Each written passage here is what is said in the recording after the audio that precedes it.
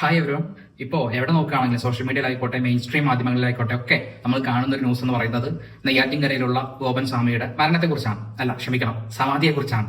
മരണം എന്ന് പറയുന്നത് സമാധി എന്ന് പറയണം എന്നാണ് അവരുടെ മക്കൾ വാശി പിടിക്കുന്നത്, നിർബന്ധിക്കുന്നത്. അപ്പോൾ അവർക്ക് അതൊരു ബുദ്ധിമുട്ടാവണ്ട. ഗോപൻ സ്വാമിയുടെ സമാധി ഇത് 2025 ഈ 2025 നിന്ന് ഒരു വലിയ അതിവേഗ ട്രെയിൻ പിടിച്ച് നമ്മൾ പുറകോട്ട് എന്ന് പറഞ്ഞാൽ 90s 80s 70s അങ്ങനെയുള്ളതൊക്കെ കഴിഞ്ഞ് എവിടെയോ ഏതോ ഒരു നൂറ്റാണ്ട് പോയി നിന്നിട്ട് ചർച്ച ചെയ്യുന്ന വിഷയം പോലെയുണ്ട് സത്യത്തിൽ ഈ ഒരു വിഷയം നമ്മളിവിടെ ചർച്ച ചെയ്യുമ്പോൾ. കാരണം ഇത് ഇന്നത്തെ സമൂഹത്തിന്, ഈ ഒരു മോഡേൺ സൊസൈറ്റിക്ക് പറ്റിയിട്ടുള്ള, അല്ലെങ്കിൽ നമ്മൾ ഇരുന്ന് ചർച്ച ചെയ്യേണ്ട ഒരു വിഷയമൊന്നും അല്ല സത്യത്തിൽ. ഇത് അത്രത്തോളം ബാലിശമായിട്ടുള്ള, അല്ലെങ്കിൽ അത്രത്തോളം തള്ളിക്കളയേണ്ട ഒരു കാര്യമാണ്. പക്ഷെ നമുക്കിത് ഇപ്പോഴിരുന്ന് സീരിയസ് ആയി ചർച്ച ചെയ്യേണ്ടി വരുന്നു. മാധ്യമങ്ങൾക്ക് ചർച്ച ചെയ്യേണ്ടി വരുന്നു, കോടതികൾക്ക് ചർച്ച ചെയ്യേണ്ടി വരുന്നു, കോടതി ഉത്തരവുകൾ ഇറക്കേണ്ടി വരുന്നു, കലക്ടർ, പോലീസ്, അങ്ങനെ വലിയൊരു സംവിധാനം തന്നെ ഇതിന്റെ പുറകിൽ ഓടേണ്ടി വരും. അപ്പോൾ സത്യത്തിൽ അവിടെ എന്താ സംഭവിച്ചത്? അവരുടെ മക്കളുടെ വാദം അനുസരിച്ചാണെങ്കിൽ ഗോപൻ സ്വാമി രാവിലെ എല്ലാ കാര്യങ്ങളൊക്കെ ചെയ്ത് പ്രഷറുണ്ട്, ഷുഗറുണ്ട്, പ്രഷറിനും ഷുഗറിനും മരുന്ന് കഴിക്കുന്നു, ഇൻസുലിൻ കുത്തിവെക്കുന്നു, കഞ്ഞി കുടിക്കുന്നു.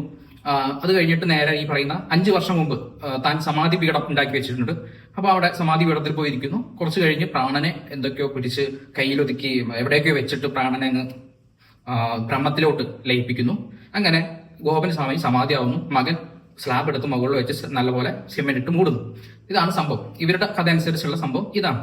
ഇതിനകത്ത് രസകരമായിട്ടുള്ള ഒരു കാര്യം എന്ന് പറയുന്നത്, ഈ പ്രഷറിന്റെയും ഷുഗറിന്റെയും ഗുളിക കഴിക്കാന്ന് പറഞ്ഞു കഴിഞ്ഞാൽ, അല്ലെങ്കിൽ ഇൻസുലിൻ എടുക്കാന്നൊക്കെ പറഞ്ഞു കഴിഞ്ഞാൽ ജീവൻ നിലനിർത്താൻ വേണ്ടി ചെയ്യുന്ന കാര്യമില്ല ഇത്, അല്ലെങ്കിൽ ജീവിതത്തിന്റെ ക്വാളിറ്റി വർദ്ധിപ്പിക്കാൻ വേണ്ടി ചെയ്യുന്ന ഒരു കാര്യമില്ല ഇത്. അപ്പോ കുറച്ച് കഴിഞ്ഞാൽ, കുറച്ച് നിമിഷങ്ങൾക്കകം മരിക്കും എന്ന് ഉറപ്പുള്ള ഒരാൾ ഇതൊക്കെ ചെയ്തെന്ന് പറയുമ്പോൾ എന്തിനാ ഇതൊക്കെ ചെയ്തെന്നുള്ളതാണ് വേറെ ക്വസ്റ്റ്യൻ. ഇനി ഇതിന്റെ 3 ദിവസം മുമ്പ് ഈ പറയുന്ന ആളുകൾ ആശുപത്രി വിസിറ്റ് ചെയ്തിട്ടുണ്ടെന്ന് പറയുന്നു. ഗോപൻ സ്വാമി കിടപ്പിലായിരുന്നെന്നും അതേ തുടർന്ന് ആശുപത്രിയിൽ വിസിറ്റ് ചെയ്തിട്ടുണ്ടെന്ന് പറയുന്നു. അപ്പോൾ ഇന്ന ദിവസം ഇന്ന സമയത്ത് മരിക്കുമെന്ന് ഉറപ്പുള്ള ഒരാൾ എന്തിനാണ് പിന്നെ ജീവിതം നിലനിർത്താനായിട്ട്, അല്ലെങ്കിൽ ജീവൻ നിലനിർത്താനായിട്ടുള്ള ആശുപത്രി, മരുന്നുകൾ, ഇൻസുലിൻ തുടങ്ങിയിട്ടുള്ള സംവിധാനങ്ങൾ ഉപയോഗിച്ചു എന്നുള്ളത് വലിയൊരു ക്വസ്റ്റ്യനാണ്. അതിനുള്ള ഉത്തരം നമുക്ക് ആ ഒരു കല്ലറ പൊളിക്കുന്നതിലൂടെ അല്ലാതെ കിട്ടാൻ പോകുന്നില്ല. അപ്പൊ ഒരു നാട്, ആ നാടിനകത്ത് ഒരു കുടുംബം, അവിടെ ഒരു 5-6 പേര് ജീവിച്ചിരിക്കുന്നു. പെട്ടെന്ന് ഒരു ദിവസം ഒരാളെ കാണുന്നില്ല. പിറ്റേ ദിവസം അയാളുടെ പേരിൽ ഒരു ഫ്ലക്സ് ബോർഡ് അവിടെ വരുന്നു, സമാധിയായി. ഇതൊക്കെ കാണുന്നില്ല. സ്വാഭാവികമായിട്ടും സിസ്റ്റത്തിന്, അതായത് സ്റ്റേറ്റിന് ഇത് അന്വേഷിക്കേണ്ട കടമയുണ്ട്. സ്റ്റേറ്റിനെ സംബന്ധിച്ചിടത്തോളം ഒരാളെ കാണുവാനില്ല. അവിടെ ഒരാളെ, ഈ പറയുന്ന ഇത്ര ദിവസം ഉണ്ടായിരുന്ന ഒരാളെ പിന്നീട് അവിടെ കാണുന്നില്ല. ഇയാൾ എവിടെ പോയി എന്നുള്ളത് കണ്ടുപിടിക്കേണ്ട ഉത്തരവാദിത്വം സ്റ്റേറ്റിനുണ്ട്. ഒന്നില്ലെങ്കിൽ ഇദ്ദേഹത്തെ കോടതിയുടെ മുമ്പിൽ ഹാജരാക്കേണ്ടി വരും. അതായത് ഈ പറയുന്ന ആൾ ഇന്നതുപോലെ 2-3 ദിവസം മിസ്സിംഗ് ആയിരുന്നു, ഇന്ന സ്ഥലത്ത് നിന്ന് കിട്ടിയെന്ന് പറഞ്ഞ് കോടതിയുടെ മുമ്പിൽ ഹാജരാക്കേണ്ടി വരും. അതല്ലാന്നുണ്ടെങ്കിൽ ഇന്നയാൾക്ക് ഇന്നത് സംഭവിച്ചു, ഇന്നതുപോലെ മരണം സംഭവിച്ചു, അതിന്റെ റിപ്പോർട്ടുകൾ ഇതാ, അല്ലെങ്കിൽ മരണ സർട്ടിഫിക്കറ്റ് ഇതാന്നൊക്കെ പറഞ്ഞ് അതും കോടതിയുടെ മുമ്പിൽ ഹാജരാക്കേണ്ടി വരും. ഇങ്ങനെ ഈ 2 സിറ്റുവേഷനാണ് സത്യത്തിൽ ഇവിടെ ഉള്ളത്, ഈ ഒരു കേസിനകത്തുള്ളത്. ഈ കേസിനകത്ത് ഒന്നാമത്തെ സാധ്യത, അതായത് ആളെ കൊണ്ടേ പ്രൊഡ്യൂസ് ചെയ്യാന്ന് പറയുന്ന സാധ്യത അതില്ല. അത് ആദ്യം തന്നെ മങ്ങിപ്പോയിട്ടുണ്ട്. കാരണം അദ്ദേഹം അവിടെ ആ കുഴിയിലിരുന്ന്, അല്ലെങ്കിൽ അദ്ദേഹത്തെ മൂടി എന്നാണ് ഈ പറയുന്നത് മക്കൾ. അപ്പൊ അതോടുകൂടി തന്നെ അയാൾ പിന്നെ കോടതിയിലോട്ട് പോയിട്ട് ഞാനിത് അവിടെ വന്നിട്ടുണ്ടെന്ന് പറയാൻ യാതൊരു ചാൻസും ഇല്ല. പിന്നെ രണ്ടാമതായിട്ട് പോലീസ് അന്വേഷിക്കണം, ഇതെന്താ സംഭവിച്ചത്, എവിടെയാണ് ഇദ്ദേഹം പോയിട്ടുള്ളത്, എങ്ങനെയാണ് മരിച്ചിട്ടുണ്ടോ, മരിച്ചിട്ടുണ്ടെങ്കിൽ എങ്ങനെയാണ് മരിച്ചിട്ടുള്ളത് തുടങ്ങിയിട്ടുള്ള കാര്യങ്ങളൊക്കെ അന്വേഷിച്ച് വിശദമായ റിപ്പോർട്ട് കോടതിക്ക് നൽകേണ്ടി വരും. ഈ ഒരു സാധ്യത മാത്രമാണ് ഈ ഒരു കേസിനകത്തുള്ളത്. പക്ഷേ ഇതിന് ആദ്യം ചെയ്യേണ്ട കാര്യം ആ കല്ലറ പൊളിക്കുക എന്നുള്ളതാണ്. അതിനകത്ത് ആളുണ്ടോ എന്ന് അറിയണ്ടേ, അതിനകത്ത് ആൾ എങ്ങനെ മരിച്ചതെന്ന് അറിയണ്ടേ. അപ്പൊ കല്ലറ പൊളിക്കണം, അതുപോലെ തന്നെ പോസ്റ്റ്മോർട്ടം നടത്തണം, അതുമായി ബന്ധപ്പെട്ടിട്ടുള്ള സയന്റിഫിക് ആയിട്ടുള്ള എവിഡൻസുകളൊക്കെ ശേഖരിക്കണം. അങ്ങനെ അതിന്റേതായിട്ടുള്ള കാര്യങ്ങളൊക്കെ നടന്നു പോകണം. അപ്പൊ ആദ്യത്തെ ഫസ്റ്റ് സ്റ്റേജ് എന്ന് പറയുന്നത് കല്ലറ പൊളിക്കുക എന്നുള്ളതാണ്. സ്വാഭാവികമായിട്ടും അതിന് ഈ പറയുന്ന കുടുംബം സമ്മതമല്ല, എതിർപ്പാണ് നിൽക്കുന്നത്. അതിന്റെ അത് പൊളിച്ചു കഴിഞ്ഞാൽ അതിന്റെ പവർ പോകുന്ന പറയുന്നു. തുറന്നു കഴിഞ്ഞാൽ ഇതിന്റെ പവർ പോകും എന്നാ പറയുന്നത്. എന്താ സോഡിയം മറ്റോ ആണോ തുറന്നു കഴിഞ്ഞാൽ അതിന്റെ ഗ്യാസ് പോകുന്നു അറിയത്തില്ല. അപ്പോൾ ഇവരെന്തായാലും ഈ കുടുംബം എന്തായാലും ഈ കല്ലറ പൊളിക്കുന്നതിന് അനുകൂലമല്ല. അവര് മുസ്ലിം തീവ്രവാദികളാണ് ഇത് രൂപപ്പെടുത്തി ഇങ്ങനെ ഒരു പ്രശ്നം കൊണ്ടുവന്നിട്ടുള്ളത്. മുസ്ലിം തീവ്രവാദികളാണ് ഇത് പറഞ്ഞുണ്ടാക്കിയത്, അവരുടെ പ്രശ്നമാണ്, ഞങ്ങളുടെ ക്ഷേത്രം കയ്യേറാൻ വേണ്ടി നാട്ടുകാരുണ്ടാക്കിയ പ്രശ്നമാണ് എന്നൊക്കെ പറഞ്ഞ് ഇത് ഹിന്ദുക്കളുടെ മൊത്തം പ്രശ്നമാണ്, ഹിന്ദു ധർമ്മത്തെ, അല്ലെങ്കിൽ ഹിന്ദുവിന്റെ ക്രിയകളെയൊക്കെ ബാധിക്കുന്ന, ഹിന്ദുവിന്റെ ആചാരങ്ങളെയൊക്കെ ബാധിക്കുന്ന ഒരു സംഭവമാണെന്നൊക്കെ പറഞ്ഞിട്ട് ഈ കുടുംബം ഇതിന് വലിയ രീതിയിൽ ഇതിനൊരു തടസ്സമായിട്ട് നിൽക്കുകയാണ് ഈ കല്ലറ പൊളിക്കുന്നതിനായിട്ട്. അപ്പൊ ഇന്ന് ഹൈക്കോടതിയെ സമീപിച്ചിട്ടുണ്ടായിരുന്നു. നേരത്തെ പോലീസ് വന്നു, കലക്ടർ വന്നു, അവർ സമ്മതിച്ചില്ല. അതിനുശേഷം കോടതിയെ ഈ കുടുംബം പോയി സമീപിച്ചു. കോടതി അവസാനം എവിടെ മരിച്ച ആളിന്റെ മരണ സർട്ടിഫിക്കറ്റ് എവിടെ എന്നൊരു ക്വസ്റ്റ്യൻ ചോദിച്ചു. തീർച്ചയായിട്ടും ഒരു സ്റ്റേറ്റിന് ചോദിക്കാനുള്ള, അല്ലെങ്കിൽ സ്റ്റേറ്റിന്റെ ഭാഗത്തുനിന്ന് ചോദിക്കാനുള്ള ക്വസ്റ്റ്യൻ അതാണ്. ഇദ്ദേഹം മരിച്ചു എന്നായി പറയുന്നത്. മരിച്ചു എന്ന് പറയുന്ന ആളുടെ മരണ സർട്ടിഫിക്കറ്റ് എവിടെയെന്നല്ലേ ചോദിക്കാൻ പറ്റുള്ളൂ കോടതിക്ക്. അപ്പോ മരണ സർട്ടിഫിക്കറ്റ് ഇല്ല, അദ്ദേഹം മരിച്ചതായിട്ടൊരു തെളിവില്ല. മരിച്ചു എന്ന് പറയുന്നുണ്ട്, അല്ലെങ്കിൽ സമാധിയായി എന്ന് പറയുന്നുണ്ട്, യാതൊരു തരത്തിലുള്ള തെളിവില്ല, ഒന്നുമില്ല. അതായത് മാൻ മിസ്സിംഗ് ആണ്. ഒരു തരത്തിൽ അയാൾ എവിടെയാണെന്ന് അറിയില്ല, എന്താണെന്ന് അറിയില്ല, അങ്ങനത്തെ ഒരാളില്ല ഇപ്പൊ ഈ സാഹചര്യത്തിൽ. അപ്പൊ സ്വാഭാവികമായിട്ടും കോടതി കല്ലറ പൊളിക്കാനുള്ള ഉത്തരവ് ഇടുന്നു.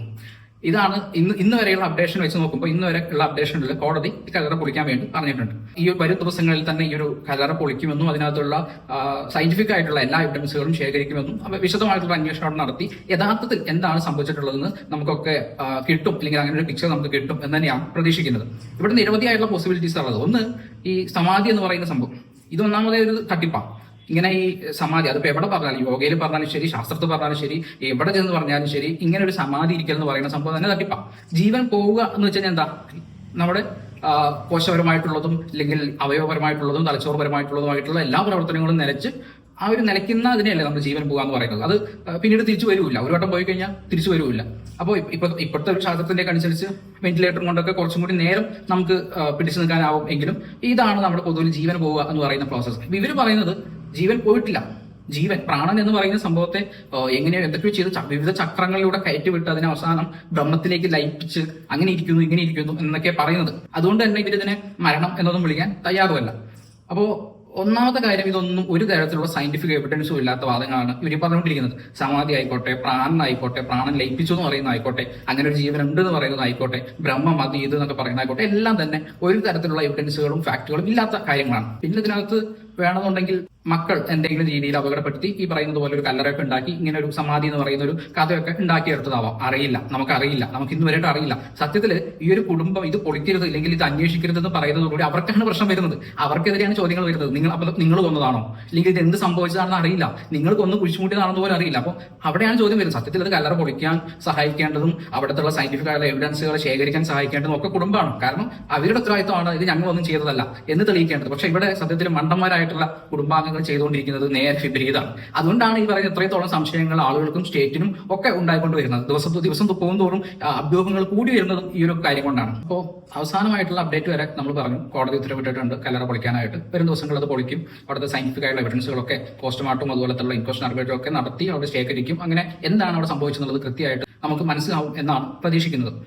സയന്റിഫിക് ആയിട്ടുള്ള എവിഡൻസോടുകൂടി, അല്ലാതെ ഇവർ ഈ പറയുന്ന ബ്ലാ അതല്ല ഉദ്ദേശിച്ചത്. സയന്റിഫിക് ആയിട്ടുള്ള റീസൺസും സയന്റിഫിക് ആയിട്ടുള്ള എവിഡൻസും വെച്ച് എന്താണ് അവിടെ നടന്നിട്ടുള്ളത്, എന്താണ് കൃത്യമായിട്ട് നടന്നത് എന്നുള്ളത് നമുക്ക് വരും ദിവസങ്ങളിൽ തന്നെ മനസ്സിലാവും എന്നാണ് വിചാരിക്കുന്നത്. സ്റ്റേറ്റിന്റെയും അതുപോലെ തന്നെ ഒരു സമൂഹത്തിന്റെയും ഉത്തരവാദിത്തമാണ് ആ ഒരു ആളെ കണ്ടുപിടിക്കുക, അല്ലെങ്കിൽ അവർക്ക് എന്ത് സംഭവിച്ചു എന്നുള്ളത് കണ്ടുപിടിക്കുക എന്നുള്ളത്.